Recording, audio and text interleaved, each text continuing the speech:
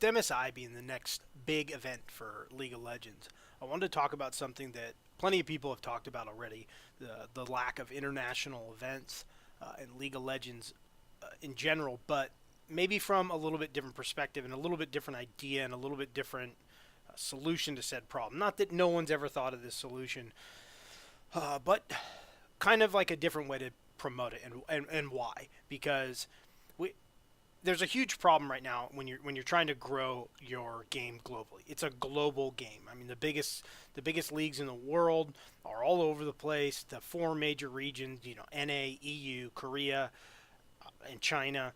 I know there's other big regions that are up and coming and have performed at international events. And it's not really my point with it, but just viewership wise, those are your four major regions. And even between those four major regions, you have huge disconnects about how they play the game, meta-wise, structure-wise, coaching-wise, analyst-wise, all of that stuff. They play more games in some regions, less games in other regions. They play series in some regions. They play one-off games in other regions, and that's all fine and dandy. And everybody's going to do something different. But going into an international event and taking those major regions and then adding them to the slightly less popular regions and then even some of the very small regions and then putting them all in one event.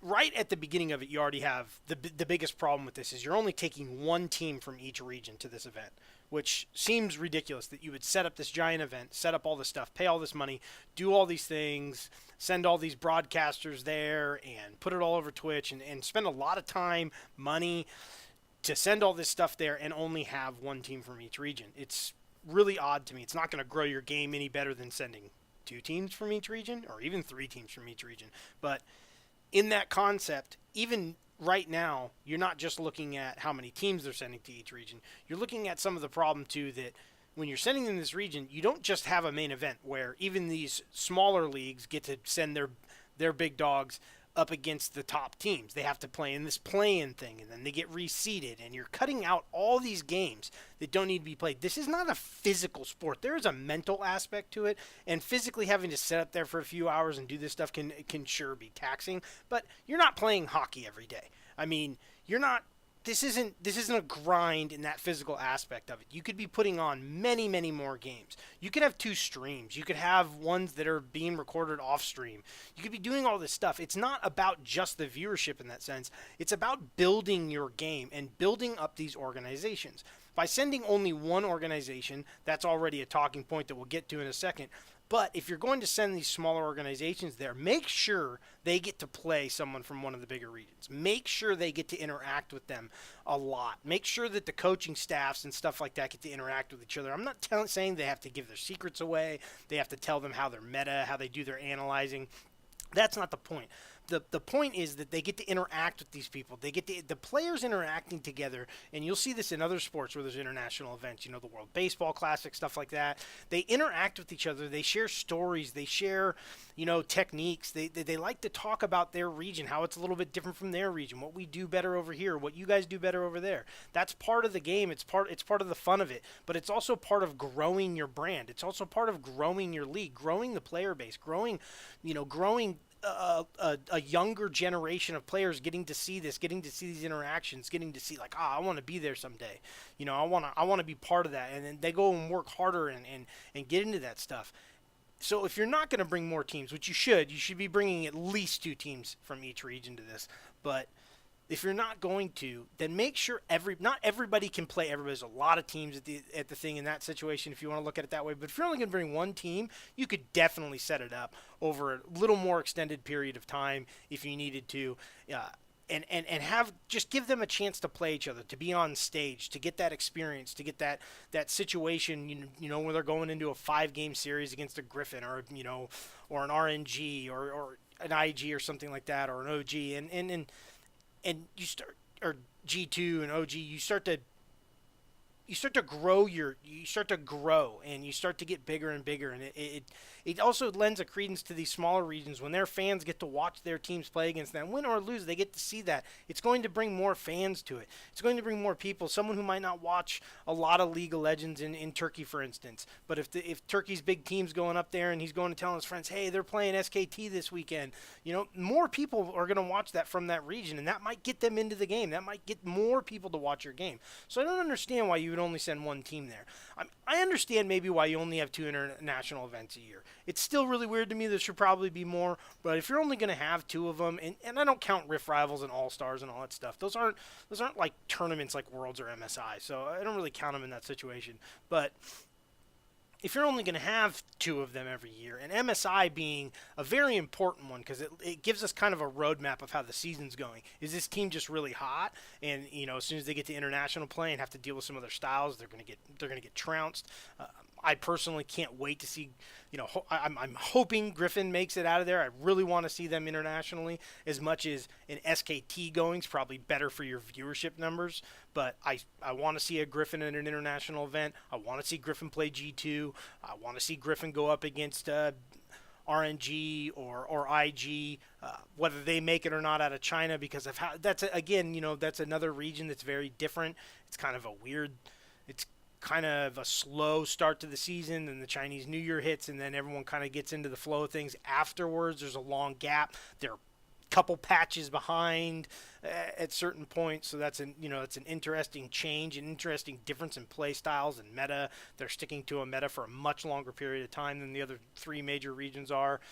So why not bring more teams? In fact, it's not even why not. There is no why not. You should be bringing more than 1 team if you're only going to do 1 event a year. You should be bringing at least 2 teams, and I would say 3 from the major regions, just to get more exposure, more players, more organizations, more staff members, more coaches in front of that stuff, so that they can participate in those events, see how it feels. So when they do make, an actual Worlds, or, maybe they don't make Worlds this year, but next year they bring that experience back, and they're a little bit better during the split, and they make it to MSI, and then they feel better about themselves. They're more confident going into that. There's not that first time jitters, that first time stage fright at an international event, and it's not just for the fans. I mean, everything should be around that, because they're the ones that pay the bills. If there's no fans, there's no league, there's no money, there's no nothing. There's no advertisers, any of that stuff. But it's also to grow your league. It's for your organization. It's so that you have a better quality of analyst, a better quality of coach, a better quality of player, to spread those things, to bring those stuff. And we want to see those teams clash. We don't know how long league's going to last. It's not going anywhere anytime soon right now, obviously, but we don't know how long it's going to last. Also, too, a lot of really hot players right now might not be so good in a year or 2. It does seem to affect a lot of players very quickly.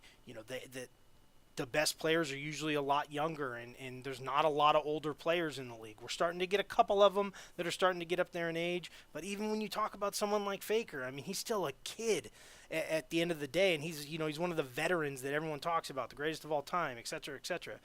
There's not a lot of older players in the league that have been through this stuff, and there's even older players in the league, that are getting in.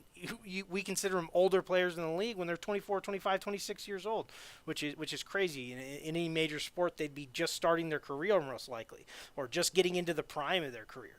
So give that more chances for more of those players to get on that stage, to showcase their skill, to get more fans involved. You might have someone who doesn't watch a ton of league games, but they only watch certain teams to watch one player because they're their favorite player, but they've never got to see him internationally. Then they get to see him internationally, and they see other players, they see other teams, they see other regions. That's another big part of it. You get to see these other regions, and it might get someone from North America to watch it and go, man, I don't watch enough Korean League of Legends. Maybe I should start watching those games, or I don't watch enough, of the LEC anymore, and that was, G2 was super fun to watch. I'm going to watch all their games next split if I can. I'm going to try and catch on to that stuff. It just spreads your wealth. It spreads your region. I don't know. It's free advertising for you. I don't understand why you wouldn't do it.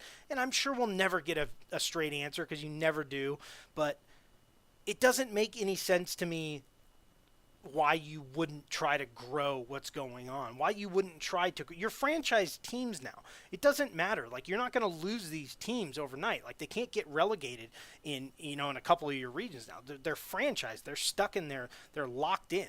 So getting them as experience is only going to build your region better. And North America and the LEC, the LCS and the LEC definitely need that. They need that from, not just the same couple teams going every single year. And it's not always just the same teams. A lot of times it's the same players. Those are the only players getting to go to international duty and experience that stuff. And if they don't move teams and change organizations, they can't spread that. They can't spread that knowledge and that stuff around to everyone else until they become a coach, which they're clearly not doing right now. And that's not always the best idea anyways. It's very hard transition when you're that young and you got done playing, your career's over. When you play 6 years of your career and it's all in your early 20s, there's a lot of stuff you didn't get to experience that most people would be doing because you were spending so much time.